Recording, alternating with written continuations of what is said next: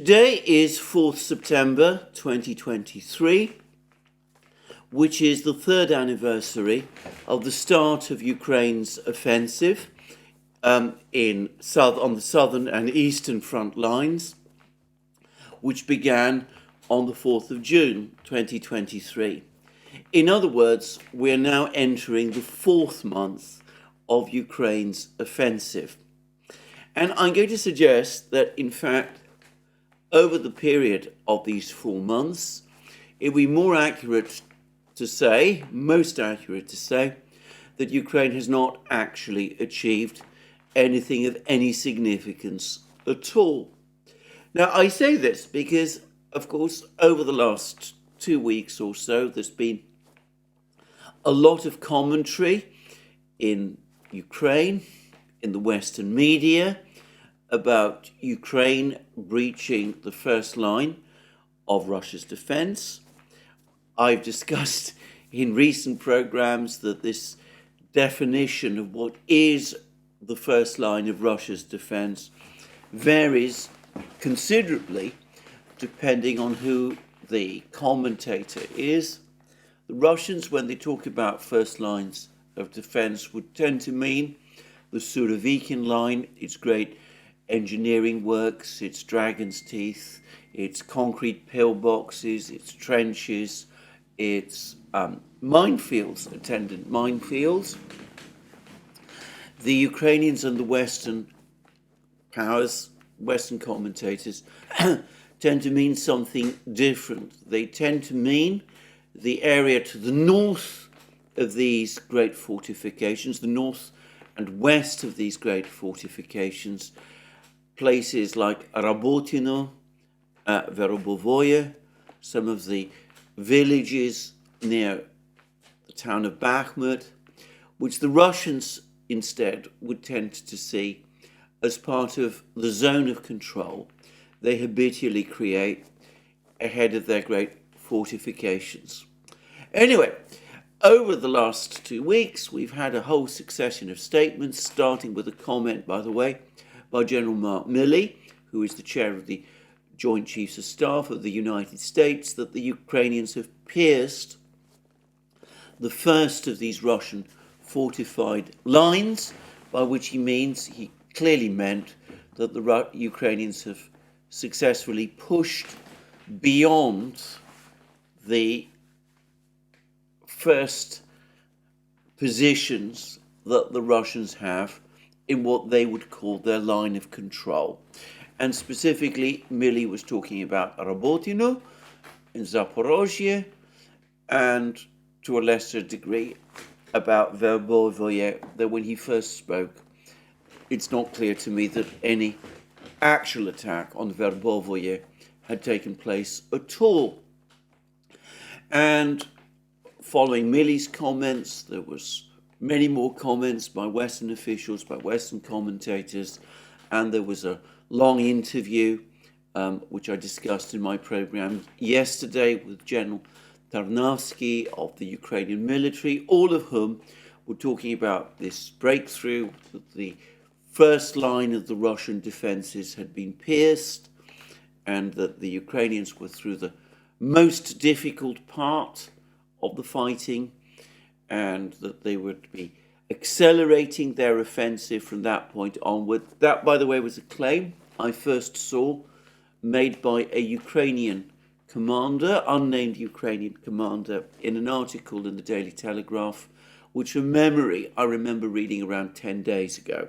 Anyway, that was what we were hearing, except I'm now starting to have some doubts about even this, because all of those claims about the Ukrainians piercing what the West was calling the first line of defense basically were focused on what had happened in this village of Rabotino, village which before the start of the war had a population of around 480 people, and which has one concrete building, the local school, which is surrounded by apparently 3 small lanes and various wooden cottages. In fact, one report I've seen has referred to Rabotino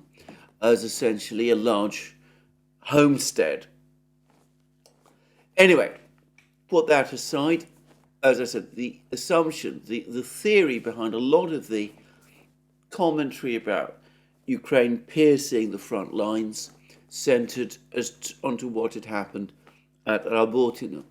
And in one of my recent programs, I suggested that this was misleading, that what had essentially happened is that Ukraine had made multiple attempts to capture Rabotino, to push on beyond Rabotino towards the Surovikin line, the fortified lines further south, that it had essentially largely given up the effort of doing so, and that in order to continue to show progress, it was now trying to sidestep Rabotino by advancing in the lowlands to the east of Rabotino, pushing forward towards the south, towards the Surovikin barrier, the fortified barriers in the south, though doing that meant that the Ukrainians were advancing over open fields and forest plantations, no doubt places where mines are still to be found, but also where they would be very vulnerable to shelling from Russian positions along the high ground, which of course includes Rabotino itself.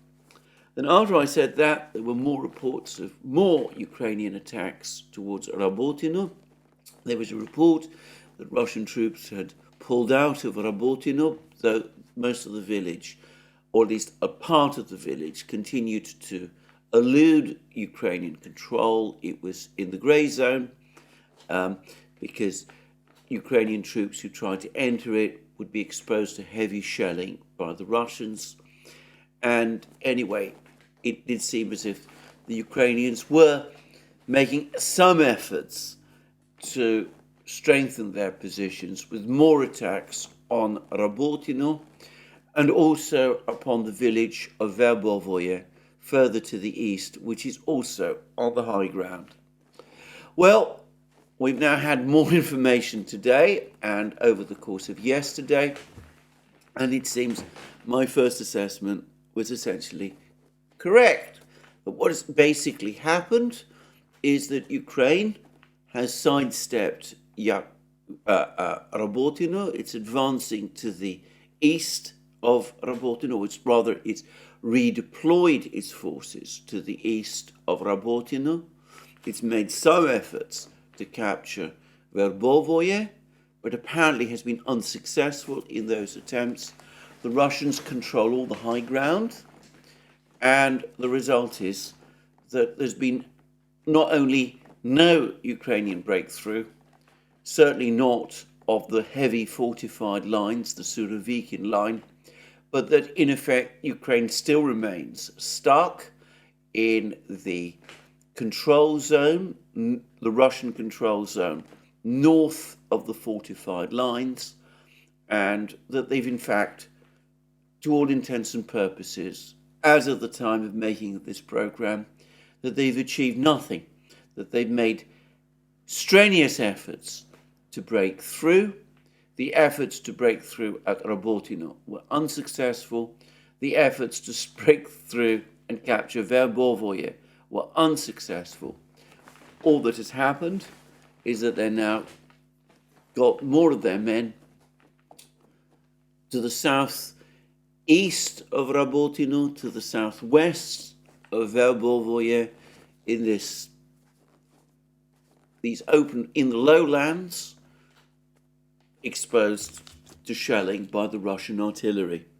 And we've actually had a comment from the Russian Defense Ministry which rather confirms this. This was in yesterday's bulletin. It says that in the Zaporozhye direction, as a result of actions by units of the Russian grouping of troops supported by aviation, artillery and heavy flamethrower systems, the tactical situation has been improved close to Rabotino, and Verbovoye. The servicemen have repelled one counterattack by an assault detachment of the 82nd Airborne Assault Brigade of the Ukrainian military. Enemy losses were up to 115 Ukrainian servicemen, 2 armoured vehicles, 4 motor vehicles, 2 M777 artillery systems, 2 M109 Paladin self-propelled howitzers, 2 US manufactured M119 howitzers, as well as 2 D30 and 1 D20 guns. So Ukraine making attempts to try to strengthen its position in Zaporozhye, trying to launch attacks towards Verbovoye, trying to occupy the whole of Rabotino. These attacks have not been successful.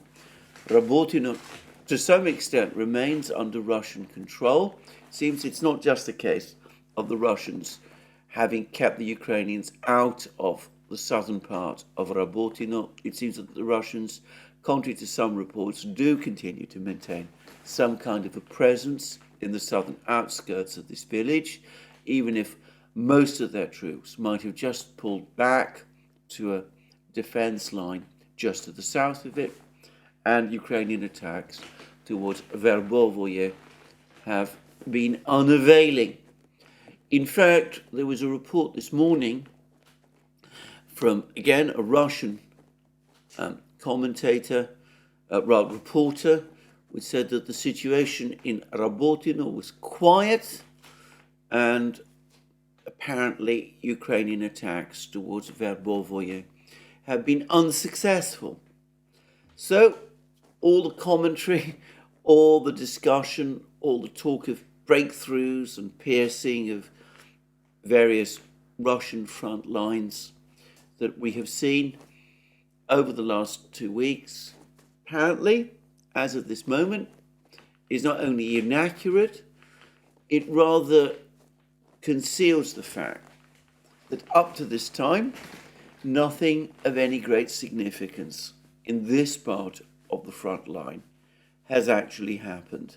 There's been an attempt by Ukraine to sidestep Russian fortified positions in the fortified villages, Rabotino and Verbovoye, by attempting an advance between these two villages. But overall, all the lines are holding. Ukraine has captured some open fields, if that's the right word, and is occupying these fields and these forest plantations. They've been shelled and bombed there by aviation, Russian aviation, artillery, and when the Russians talk about heavy flamethrower systems, they mean these terrifying TOS-1 multiple rocket launch systems which fire these thermobaric shells, which can do hideous damage. But overall, the front lines continue to be stable. In other words, the offensive remains stuck. Now, I've devoted a huge amount of time to what's been going on, and this has been, in some ways, a tribute to the continued success, and one has to say this, of Ukrainian and Western commentary. This effort to claim that there have been breakthroughs and advances in this area has required an inordinate amount of explanation to explain that it is inaccurate and in some respects straightforwardly wrong. And the result has been that there's been perhaps too much time and too much effort devoted to what's been going on around these two villages, Rabotino and Verbovoye, which are not anyway critical to Russian defenses in this area. And perhaps as a result of all of that undue attention, less attention has been devoted to what's going on in other perhaps more bitterly fought over places like Bakhmut or the areas around Kupiansk. And as I discussed recently, based upon information from the Russian Defense Ministry, the heaviest fighting which has been taking place over the last 2 weeks has not in fact been on the Zaporozhye front lines. It's continued to be around Bakhmut, where Ukraine has been launching intense attacks, trying to put pressure on the Russians, trying to regain ground, to, in some ways, restore Ukrainian positions, even perhaps capture western Bakhmut, west of the Bakhmutka River.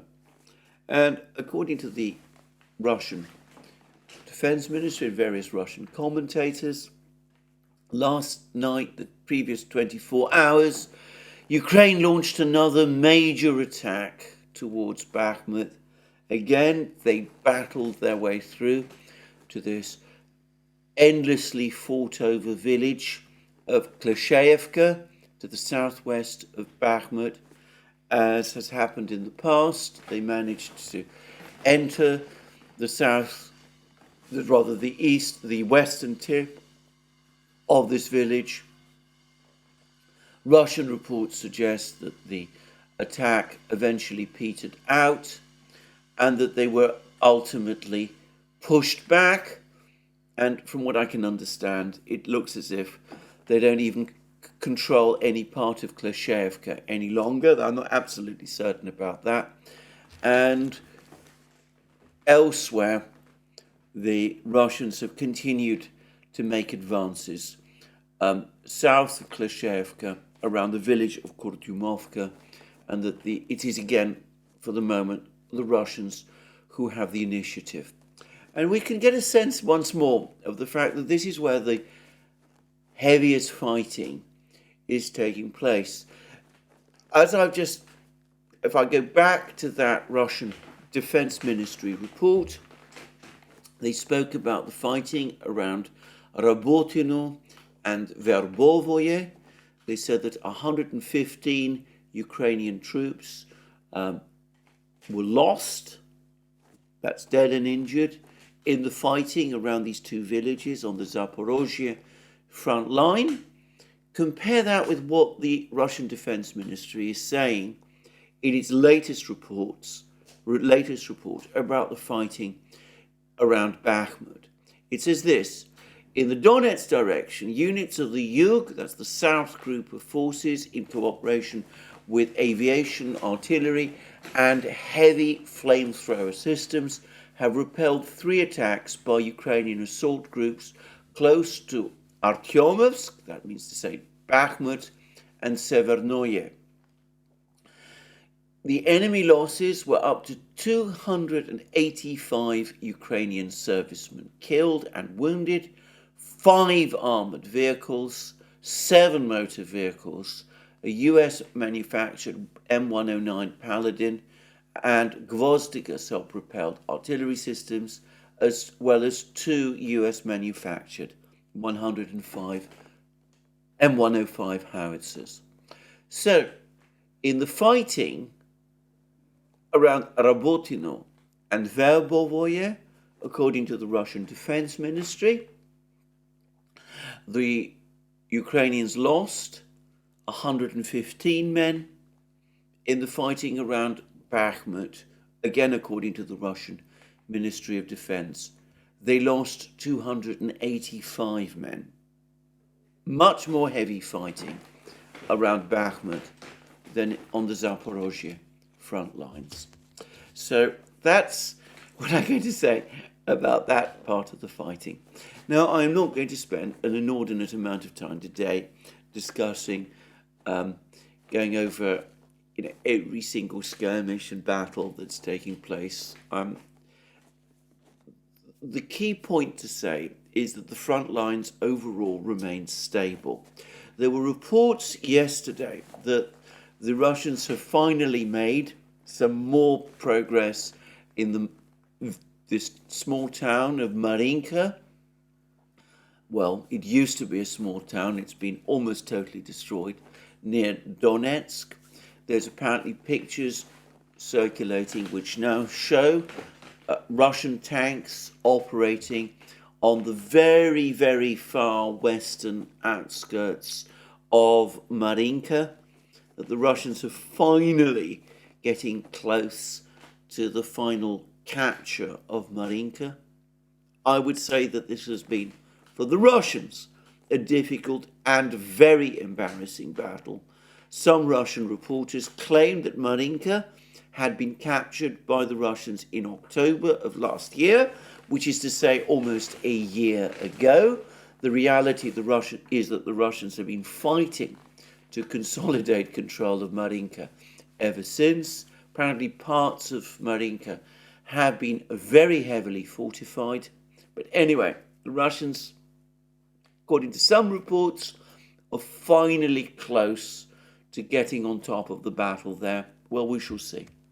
And according to Denis Pushilin, who is the acting head of the Donetsk regional government, the Russian-appointed acting head of the Russian-appointed Donetsk regional government, the Russians have also improved, as he puts it, their positions around Avdiivka, a much bigger town than Marinka, close to Donetsk city, the place from where Ukraine has conducted much of its shelling of Donetsk itself, and an important place for the Russians to capture.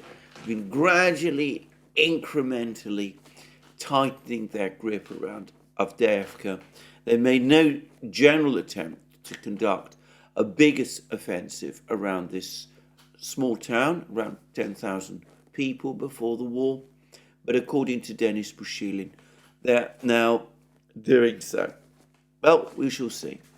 And there were lots of reports yesterday that the Russians have made more advances close to Kupiansk. The Russians' defense ministry say that they have repelled several more Ukrainian attacks close to Kupiansk, and that they're closing in gradually on Kupiansk. But again, you look at the Russian Defense Ministry report, they're reporting Ukrainian losses in this area, in the northern parts of the battlefront. There's 60 Ukrainian soldiers killed or wounded close to Kupiansk, and another 40 killed or wounded close to Liman, 100 in other words altogether, fewer than the 115 Ukraine, according to the Russians, has lost in the fighting in Rabotino and Verbovoye, and far fewer than the 285 Ukrainian soldiers the Russians claim that Ukraine has lost in the fighting around Bakhmut. So again, that gives one perhaps a good sense of the overall nature of the fighting. The most intense area of the fighting remains central Donbass, around Bakhmut itself. That is where the most intense battles of this war continue to take place. I'm going to just finish this last summary, this last word in this summary, by saying that Scott Ritter, in a recent discussion, actually said that the Russian troops who have been defending Rabotino throughout the last 3 months number around 500 men. Now, that doesn't mean it's the same 500 men who've been there throughout those 3 months. There's been multiple rotations, and as I said, the regiment, the regular infantry regiment whose troops were defending Rabotino for most of that period, has now been pulled back to be re-equipped and refitted, and has been replaced by troops from the 76th Airborne Guards Division and apparently Marines. But anyway, at any one time, it looks as if the Russians have deployed no more than around 500 men to defend Rabotino. And that is logical because, as I've discussed, this is a small place, population of 480 before the war. It'd be very difficult indeed to fill up this small isolated village with many more men than that, even if most of the time, most of the men were in dugouts and trenches and those sort of things, instead of the cottages, which, by the way, are deserted and which, before they were destroyed, could presumably have been used as some sort of accommodation. That gives us a sense of the scale of the fighting for this village. Ukraine has been attacking uphill towards Rabotino with no more than several hundred men at a time. They've been trying to advance tanks and armoured vehicles towards this village, but they've never really managed to get close with their tanks and armoured vehicles because they get destroyed in the minefields and from the shelling of the helicopter gunships. Long before they reach it, they're trying to send infantry assaults up the high ground towards this village. They can only send them several hundred men at a time, and this has been a fight between hundreds of men on each side, not thousands or tens of thousands. Just saying.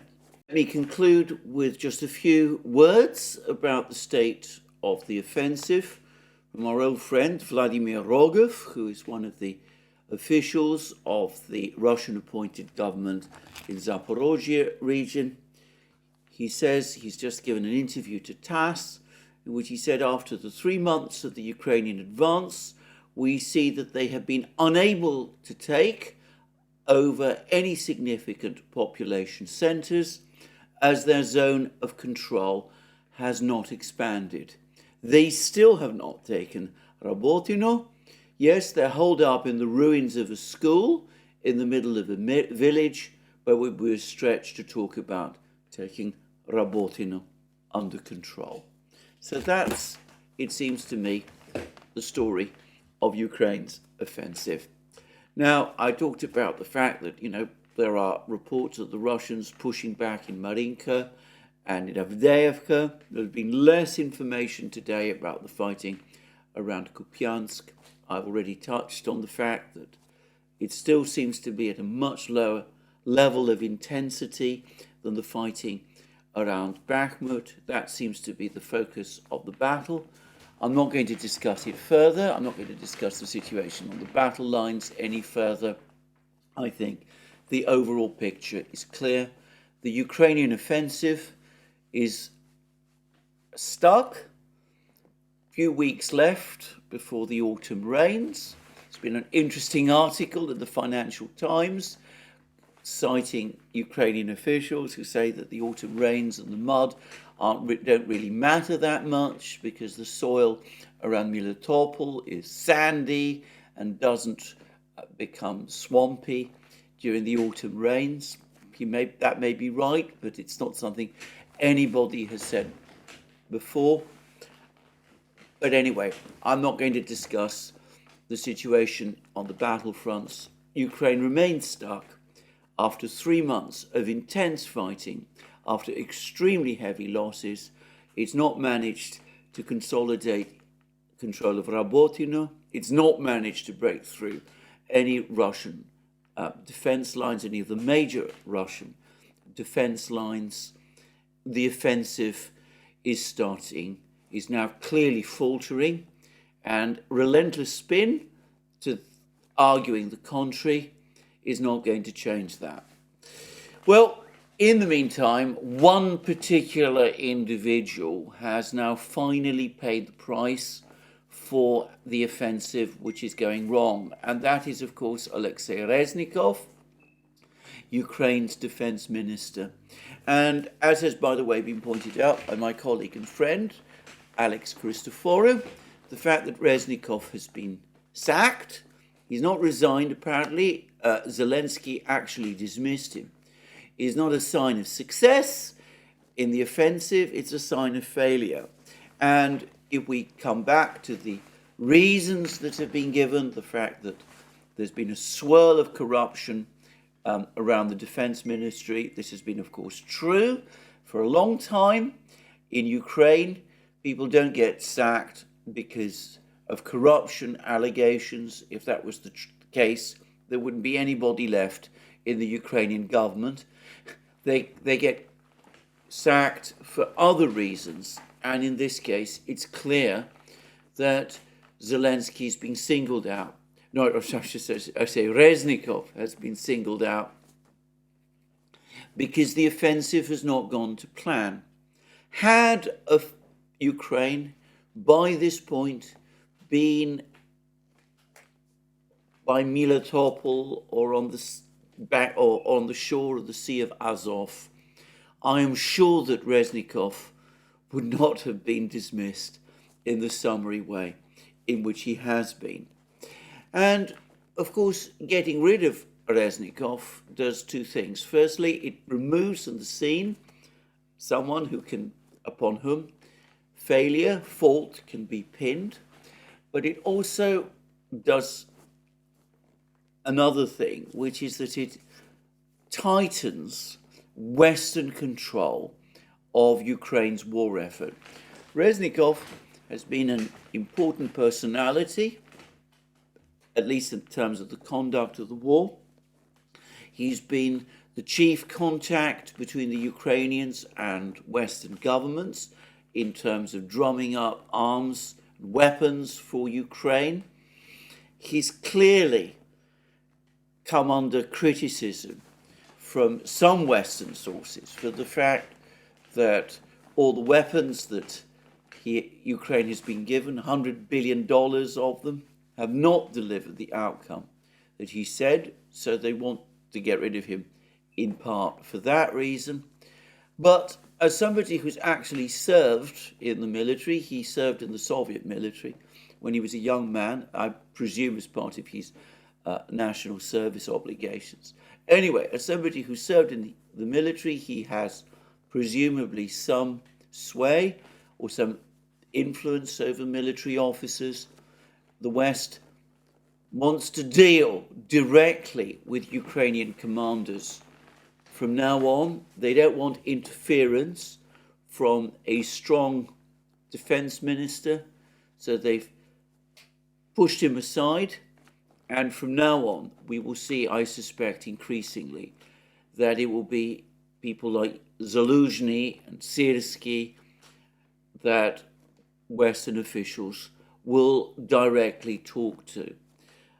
Reznikov has been on the slide for some time, but in my opinion, the clear sign that he was on the way out was the fact that there was this meeting 2 weeks ago between the top Western military officials, Milley, Karoli, the NATO military chief, and Radakin from Britain, and Zaluzhny, and that it was to Zaluzhny that the Western powers were talking to, instead of Reznikov, who, after all, as defense minister, is supposed to be the person in overall charge. So they pushed him aside. They'll be able to speak directly from this point onwards to the Ukrainian military, and we will see what outcome that leads to. But all the talk is, for the moment, about pressing on with the offensive in the south, forgetting about every other area where offensives are taking place, downscaling the offensive in Bakhmut, downscaling the offensive in the Vremivka salient area, ignoring Russian pressure towards Kupiansk, which is steadily growing incrementally, but launching this offensive in the south towards the Sea of Azov, this attempt to achieve the breakthrough in this area, even though, as I said, it's not actually the most important theatre of the war. But do that, focus all your resources there.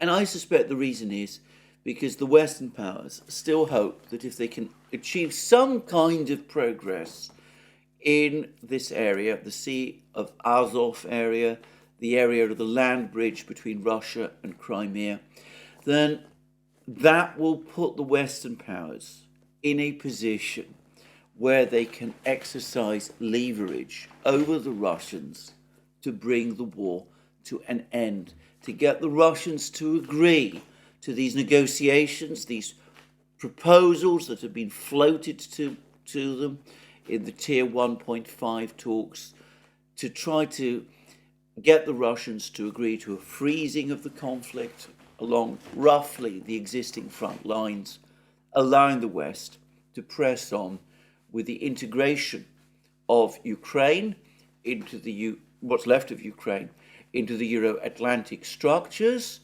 and ideally bring this conflict to an end before the new year, or at least the active part of this conflict to an end before the new year, allowing time and space for President Biden to press ahead with his re-election campaign for the presidency in November next year, whilst chalking up Ukraine as some sort of success.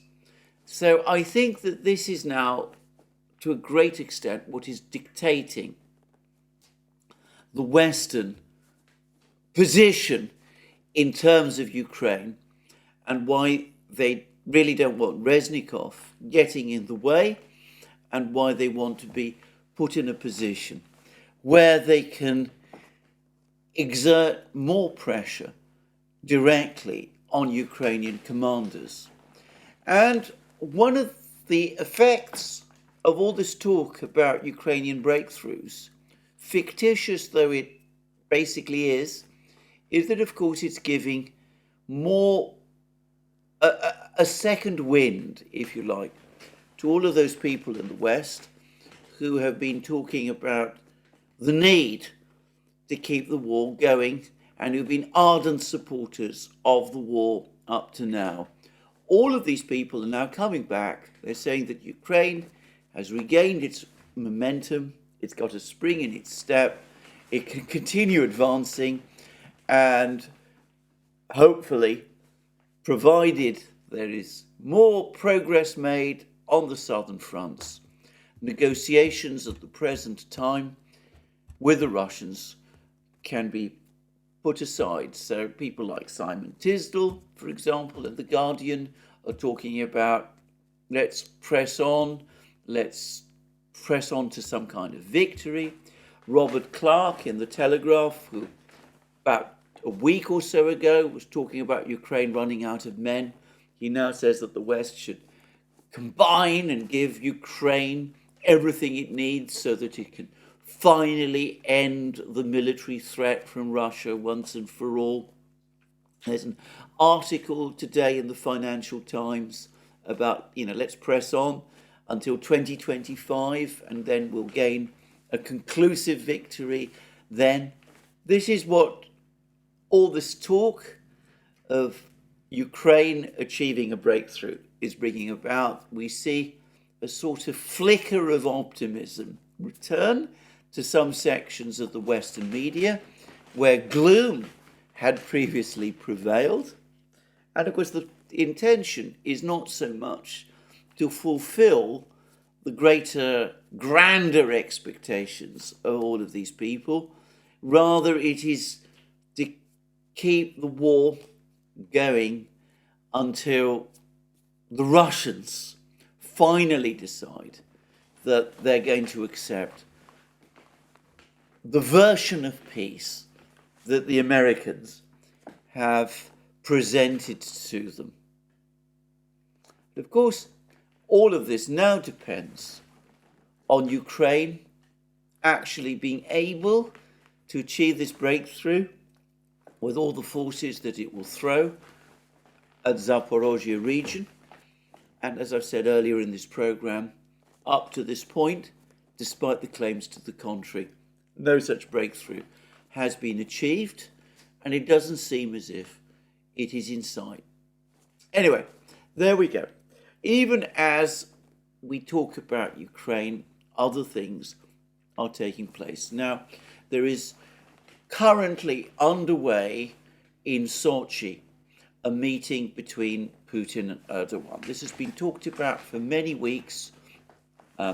This discussion between Erdogan and Putin has been on the table ever since President Erdogan won re-election in the Turkish presidential elections in May. And I have to say that it was very interesting to see the two men, Putin and Erdogan, meeting each other in Sochi. Erdogan looked tired, and I have to say, more frail than I have seen him look before. It seems that these health problems that seem to arise during the election itself, there might be some substance to them, at least from the pictures, that's how it looks to me. I'm not a doctor, so I'm not conducting any sort of diagnosis. Putin himself looked vigorous and healthy, and of course he said flat out that Ukraine's counteroffensive so far has failed. Now, there's been a huge amount of stress and emphasis on reviving the grain deal, and of course Erdogan did indeed go to Russia partly with the intention of getting the grain deal revived, and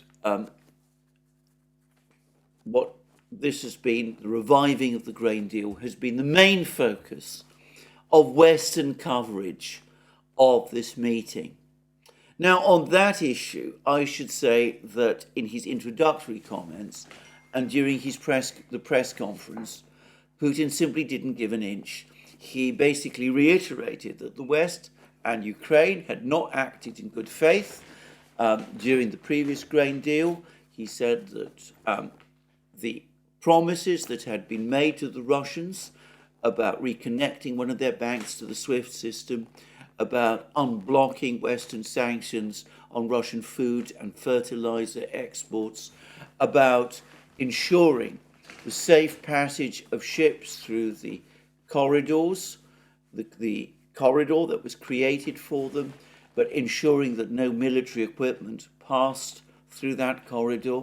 He said that none of that had been honoured, and unless and until it is, he made it crystal clear, as far as I could see, that he was not interested, and Russia is not interested, in rejoining the grain deal. And Putin also said that, in reality, the grain deal has not made any difference to the international food situation.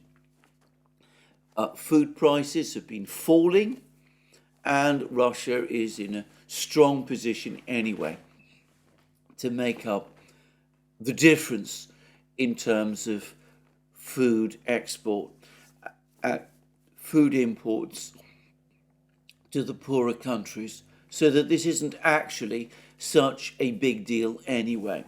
And this, by the way, comes after there's been a whole succession of reports in the business media about Egypt buying more food from Russia at lower prices, and Egypt, it seems, has been won over by the Russians. The Russians have supplied Egypt with food, slightly reduced prices, and of course, as we've seen, Egypt has joined the BRICS, and in the meantime, the pressure is on the Turks to do the same, to agree to the same arrangement as the Egyptians when it comes to importing Russian food, and ultimately to join the BRICS. And I'm going to say this, I think that Erdogan is an extremely clever man, and I think he understands that on this issue, Putin is not going to change his position. Erdogan spoke about the need for Ukraine to soften its stance so as to be able to get the grain deal revived. I cannot imagine that the Ukrainians will agree to that. And I think Erdogan is probably positioning himself now so that he can say, well, I did my best. The West, Ukraine, didn't take it seriously. Russia, Putin proved implacable. I can't get the grain deal up and running again, but I've carried out a good deal. I brought back a good deal for Turkey. Turkey is going to get 1 million tons of grain from Russia. We can convert that into flour. We can reduce our food costs in Istanbul, where there's going to be important elections. And we can also provide food supplies to third countries which rely upon us. I think the real story of this summit meeting is not about the grain deal. I think if one looks at what Putin and Erdogan are saying, yes, they do discuss the grain deal in their public comments. They could hardly do otherwise. But they are also talking about lots of other things. And they're talking about economic cooperation. They're talking about Turkey again becoming a gas hub. The Russians briefly rode back on that idea when Erdogan seemed to be opting out, or rather seemed to be handing over Azov commanders to Ukraine, allowing Sweden to join NATO and that sort of thing. Well, the gas hub idea is back. Economic cooperation is back. Building nuclear power stations is also once more on the agenda. But I noticed that Putin, in his various discussions, was also laying particular stress on moving Turkish-Russian trade away from the dollar and towards intermediate currencies, towards national currencies, rubles, and presumably Turkish lira. Now here, of course, there is a problem because the lira has been a most unstable currency for several years now. Turkish inflation rates are, to put it mildly, high, and the Russians will not want to import inflation into Russia from Turkey. And I am fairly certain that Putin will be pushing Erdogan towards accepting the ruble increasingly as the currency of choice in trade between Turkey and Russia. But even that can only be an intermediate step. And I think Putin will be telling Erdogan that if Turkey wants to put this business relationship with Russia on a sustainable long-term integrity, then it has to either join the BRICS or at least participate in this new BRICS global payments system that was being discussed in Johannesburg. And I will also say this, that I think that when Putin is talking about national currencies, he is also basically signaling to Erdogan that Turkey needs to do more to get the Mir card more widely accepted in Turkey. It needs to accept that there is a risk of some Turkish banks being targeted by the Europeans and by the West for secondary sanctions. But ultimately, Turkey's future lies in that direction and no longer through further contacts with the EU, which in the end is not proving the economic partner for Turkey, the long-term economic partner for Turkey that the BRICS can be. And I think the Russians took a step which reminded Erdogan, or pointed to Erdogan, the fact that, yes, they have liberty, they have freedom to take steps which the Europeans, and for the moment at least, are denying to themselves. And this is a difficult topic for myself as a Greek, where I noticed that the Russians, for example, have opened a consular office in what I would consider Turkish-occupied northern Cyprus. This is the Russians have gone out of their way to say that this is not a step towards diplomatic recognition of the state of northern Cyprus, which has been created in northern Cyprus. But on the one hand, it's a signal from the Russians to the Greeks and the Cypriots of Russian displeasure at the strong pro-NATO stance that the current Greek government has been taking. But I think also it is a reminder to Erdogan that Russia is able to do this. It's able to take steps to develop its trading relations with Turkey and even with northern Cyprus, which of course the Western powers will never do. And well, we'll see what Erdogan makes of all of this. Complicated man that he is, I suspect that he will probably want to negotiate with the Russians to some extent, and that he will go along with a lot of what the Russians are suggesting, but that always he will try to hedge by keeping some kind of opening to the Western powers. I don't think, for example, he's looking for the moment to take Turkey into the BRICS. But anyway, the Russians are now making their point. And coming back to my earlier observation about Erdogan looking frail, I suspect that there is another factor at play here as well, in that the Russians are now probably looking beyond Erdogan. They're saying to themselves, well, we've had this complex, very difficult relationship with Erdogan.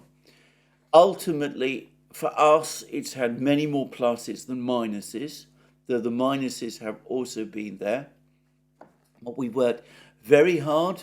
We've developed a strong commercial business relationship with Turkey. We've won over a large part of the Turkish public. Turkey, once a strongly hostile country to Russia, is now become a country where most of the population has friendly feelings towards Russia. So we're going to make all of these proposals about moving forward towards use of national currencies, about deeper economic and trade cooperation, about Russian investment in the Turkish economy. And we're going to do that. We're going to build a constituency of people who support us in Turkey, so that when Erdogan is gone, the person who eventually replaces him, and I would be very surprised if the Russians haven't some ideas as to who that person might be, though I don't know enough about Turkish politics to name names. But anyway, I would be very surprised myself if the Russians weren't putting markers down, telling people in Turkey, important people in Turkey, look, this is what we're offering, this is what we can give you. It's working well for you. It can work even better. Once Erdogan has left, which sooner or later he will, why don't you finally commit to joining us properly? And then we can, all of us, you, we, Iran, China, all of us, India, all of us, move forward together. And I suspect that in Turkey today, those sort of messages are going to carry at least some traction with some people, including with some important people in the Turkish business and administrative state. Anyway, we will see how all this shapes out. Meanwhile, I noticed that MK Badrakuma, in one of his latest pieces on his indispensably important blog, Indian Punchline, is discussing the G20. He also seems to be taking the view that the G20 is now a fading institution. There's been no real agreement between the Western powers and the Chinese and the Russians about joint statements. The whole summit meeting is now becoming frozen, and the G20 is cracking. And Badrakuma says that the Indians have taken the decisions by Putin and Xi Jinping to stay away from the G20 summit in a stoic way. And I think, again, this reflects the sophistication and understanding of the changes in the situation within India itself. I think there's been a lot of commentary in the West about how Xi Jinping's decision to stay away from the G20 is a snub by Xi Jinping of Prime Minister MoD. I would suggest this is absolutely not the case. The two men, Xi Jinping and MoD, had apparently a productive meeting in Johannesburg. The West doesn't want to face what the real decision, the real cause of the decision was, and why it was made, and who the snub was directed at. And of course it was directed at Joe Biden and at the United States. To reiterate again, Xi Jinping does not want at this time a meeting with Biden. He doesn't trust Biden. He's said as much directly to Biden in a virtual meeting that they had. The Chinese readout of that meeting makes that fact very clear. He's very angry with the policies that the United States under President Biden has been following. And at the moment, Xi Jinping and the Chinese government have decided that the pressure which the United States is trying to apply upon them, the attempts to prevent China's economic development and growth and to shore up American military positions in the Pacific, mean that it makes no sense at all for the Chinese president to meet with the American president and pretend that all is well and that the relationship is on an even keel, when it obviously is not. Now, Badrakuma doesn't say that this is the swan song of the G20. He doesn't quite say that, and I suspect he's right. I suspect we're going to still get a few G20 summits over the next few years. But he does say that it's fracturing, and I think this is correct. I think that just as Johannesburg was the key event in the development of the BRICS, it's the point where BRICS ceased to be a club and became a true organization with not just a membership, but an agenda and a plan, and ultimately an organizational structure as well.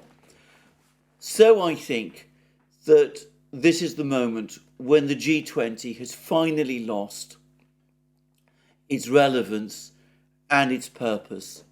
It was originally invented by Gordon Brown, the British Prime Minister, in the immediate aftermath of the global financial crisis in 2008. It was supposed to be the steering committee that was going to get the global economy back on track. It was dominated by the United States and by the Western powers.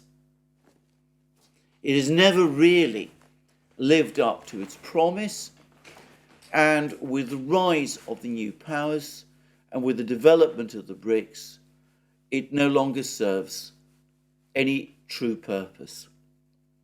So, we're going to see a bifurcation of the world, inevitably so. There'll be separate trading blocks using different currency and payment systems. Inevitably, this will shade into political relations as well. Important countries like Turkey and Vietnam will have to make, and Indonesia will have to make choices about which side they will go. I'm fairly confident about which side Vietnam will pick. It will go with the Eurasians. I suspect ultimately Turkey will as well. What the Indonesians will do, I'm not able to say. But anyway, that remains, for me, the direction. And Putin also spoke about the fact, he's spoken recently about the fact that the pivot in global relations is eventually going to move towards Africa, and that it'll be in Africa that the big choices about which side to opt for are now going to be made, with the Africans perhaps giving critical mass to the Eurasians if they decide to join up with them. And it has been most interesting to see how, despite all of the increasingly strident comments from France, the extraordinarily megalomaniac comments now that President Macron has been making, talking about how countries like Burkina Faso and Mali would not exist without the French. Unbelievably condescending remarks. Anyway, it's interesting that so far the ECOWAS intervention that people have been talking about, and which has at various times looked like a certainty in Niger, has not happened. And, well, perhaps it will, but it does seem as if the doubts are still there and they might be spreading. And I can't help but think that more and more people in Africa will say, well, we don't want in the end to take sides, but we do want to be free to decide our own future for ourselves. The Western system has prevented us up to now from doing so. So let's explore these alternatives with the BRICS. And of course, one already sees three important countries on the African continent: South Africa, Ethiopia, Egypt, becoming members of the BRICS as of next year. South Africa, of course, already is.